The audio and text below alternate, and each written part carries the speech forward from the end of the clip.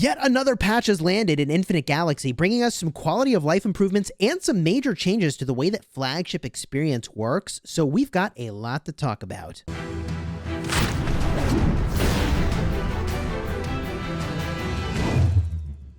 Hello my friends and welcome back. I'm Chisgule Gaming, and this video has been sponsored by the makers of Infinite Galaxy. And I will be perfectly honest, I play a lot of mobile games, but the frequency with which we are getting updates to this game is absolutely fantastic. It is so unusual to be getting updates. Seems like every single week. We had another update on the 20th. It's literally just 5 days later, and we got another one, baby. So let's talk through what we got here, because this is really important. First and foremost, we have greatly reduced the XP needed for flagships in the early stages. I think that's a great change. You know, look, let people power up their flagships in the beginning and get a nice start in the game. The difference for XP used by commanders to upgrade flagships before and after the update will be converted into flagship data chips and sent to you via individual mail. We've also canceled the feature of using Corium to reset flagships and changed to using flagship reset chips to reset them instead. Now, I have gotten both of those mails, first of all, with all the flagship experience, and second of all, with 5 flagship reset chips. Honestly, I have never played a game where you could take experience off of a commander before and put it onto another one. In this case, we're talking about flagships.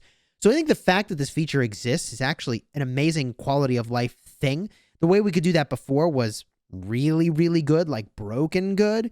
So I think removing the Corium system and making it so that you have to use a flagship reset chip, yeah, okay, it's not as good as like the free thing that we had before, but the free thing we had before was kind of broken, where as long as your flagship was kind of below a certain level, you could move your experience around from one to another at basically zero cost. It was really weird.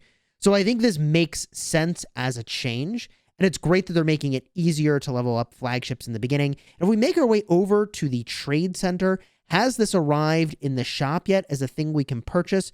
Not yet. It probably will be here at some point. I would guess in the realm of 1,000 Corium would be what they might charge for that. But as soon as that lands, we'll of course have that in a video or in a comment on this one. The next change they made to flagships is they reduced the resources needed to modify them. This is fantastic. Modification of flagships takes way too many resources, in my estimation, to the point where you can get the blueprints, but it's wrong to modify them, which doesn't make sense to me. It should feel good. It should always be right to make an upgrade to a flagship. So here I've got the Hades class. They reduced the resource cost over here, and let's see exactly how much they reduced it by. And I think they went after some specific resources here. So they adjusted the rank 5 needed to start using nickel steel, and they changed that to rank 7 when you start to use nickel steel. And they adjusted rank 7 needed to start using plasma all the way up to rank 10. So it's just the nickel steel and plasma for rank 5 and rank 7 where they bumped it up to 7 and 10 respectively. And I think that's a good change. Resources are really difficult in this game, like shockingly difficult. And so I think that's a nice change of pace that you don't need to use your precious nickel, steel, and plasma on earlier modifications. They've also adjusted and unified the final rank rewards for the Titan flagship blueprints in the Galaxy Star and increased the number of Titan blueprints for rewards. I think this is a great change. Honestly, the amount of blueprints you get is so small. It's compared to other games I've played where it's a spenders event, this is like next to nothing for what a reward is. So in other games I've played, you would max a commander. In this case, we're talking about a flagship. If you were to win 3 of these events, I think winning this event like doesn't even get you, I don't know, a 10th of the way. It's like the teeniest, tiniest amount. Okay, so winning an event in other games would get you like a 4th of the way or a 3rd of the way toward maxing the commander. I think it definitely makes sense that they're giving out more of those flagship blueprints, and that's a great change. Increased the range to 18 and slightly reduced the attack for flagship gear, kinetic energy cannon, plasma missile, and the fast photon light. Increase the range and reduce the attack. So I guess you shoot them from further away. I don't exactly understand how range works in this game, and I would definitely be eager for a full breakdown on exactly how that goes. My best guess is that when your flagships are battling, all the warships move into position, and your flagship does as well, and that's in the simulation for how the battle is going. And if you've got more range than your enemy, then yeah, you do a whole bunch of damage to them before they even get into range of being able to damage to you. That would be my guess. They also reduced the range of Cruiser 9 and Cruiser 10 from 18 to 17. They've changed the ultimate weapon module skill, Star System Teleport Speed Boost, to heavy mobility armor to be more practical. Yeah, I don't know how many people really needed to teleport faster, but what they changed is in the core module over here. We make our way into my core module in the weapons section all the way down over here. It is now heavy mobility armor. You can check out one of my older videos if you want to see what the original boost was to like teleport speed. Nobody cares. But this is way cooler. What do we got here? Whoa. So we've got a bunch of preconditions met, and it just gives 15% hit points for warships. Wow. It's funny they call it heavy mobility armor when it gives health, but I'll take it. 15% health for 1 point for all of your warships. That's really, really good. Granted, you've got to spend a lot of points over here to get there. I think that's a really nice change. If we just compare the two options here, 10% warship attack versus 15% warship hit points. That's actually quite nice. If we look at the benefits you're getting on the way, this is giving you attack. This is giving you armor. So it makes sense that the last point on the journey is going to give you health. And the amount of attack and armor that you're getting is 20% and then 20%. Now, if we look over on the top portion of the war tree, and it's funny, I actually can't scroll all the way over to the furthest part of the tree, so that's kind of curious. You can still select them, so that's interesting. This is going to give you navigate speed, then hit points, then it's going to give you shields. So this is giving you hit points, shields, and attack, whereas the bottom part of the tree is giving you attack, armor, and health. I think shields are fine, but I'm not all that excited by them. Maybe I need to go understand the mechanics of shields a little bit better before I get hyped about that. But between the top and the bottom portion of the tree, I guess now I'd be angling much more toward this bottom portion of the tree, especially because it gives you some warship building along the way. Love the warship building speed.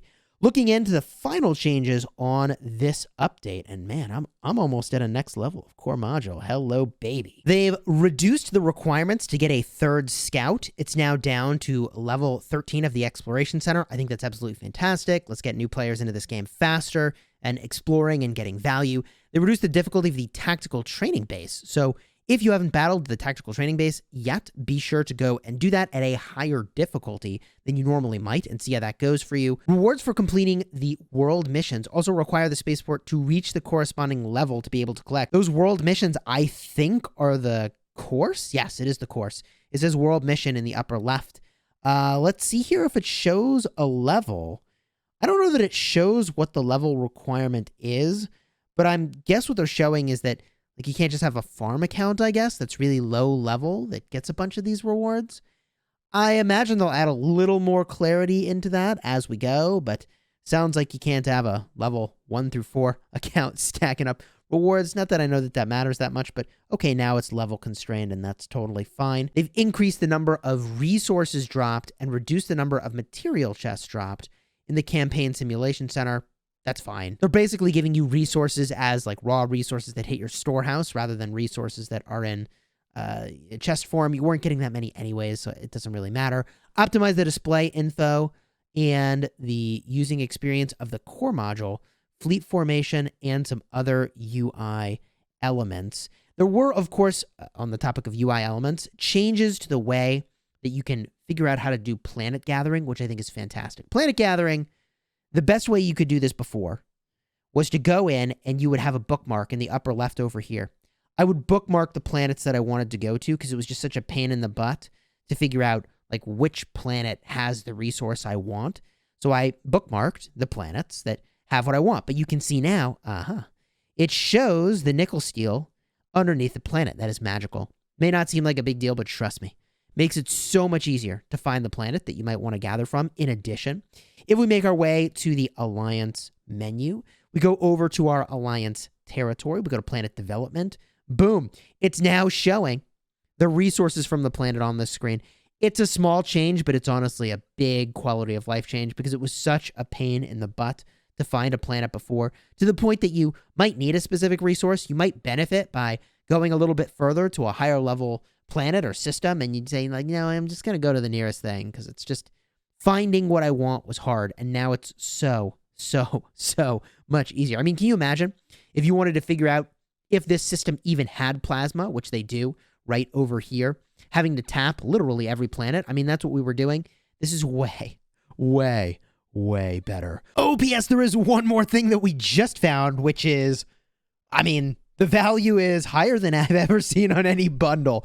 There's that 39,999% value. This is a $2,795 bundle rated at $7. Wow, okay. And that's because you get a purchase one time only external or eternal building queue number 2. So right now you could only have one building queue, but for an extra 24 hours, you can pay 200 corium and build 2 things at a time in your spaceport. However, now for the cool price of $7, oh my gosh, you can have an eternal building queue, infinite value. Now the speed ups, I don't know how much value you really get from that because, I mean, look, at the end of the day, speed ups are not going to be the bottleneck for you in this game. It's going to be resources.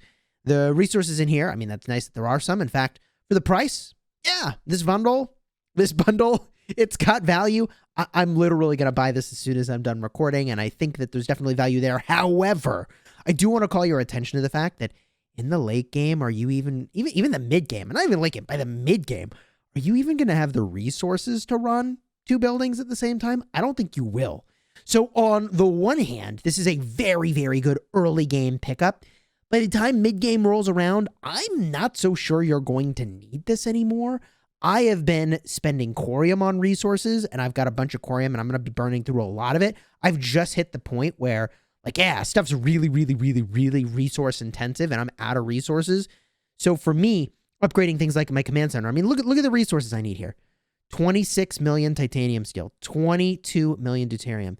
Was a 4.8 million nickel steel, right? Like, it's just the amount of resources gets to be completely out of control to the point that you can't gather and smash pirates enough, even if you were to go fully invested into logistics to keep up with that. So I think that while you can get that extra building queue in the early game, that's an amazing bundle to go and get, and it might even just be worth it for the speed ups and other things that are in there. I just want to call your attention to the fact that once you've reached the mid game, I don't know how necessary that will be, but yeah, I'm going to go get this after this video's done. Overall, I'm very happy with the flow of updates into this game. I mean, 2 updates within a week of each other is absolutely fantastic. And if they keep up that pace, I mean, that is a big part of the reason I am playing this game, and I'm so excited by it because I think that there is a ton of potential here, and I'm looking forward to continuing further into our infinite galaxy journey. If you enjoyed this video, do me a huge favor, throw a like on here, and consider subscribing to the channel for regular Infinite Galaxy videos designed to help you get value and smash your enemies. And until next time,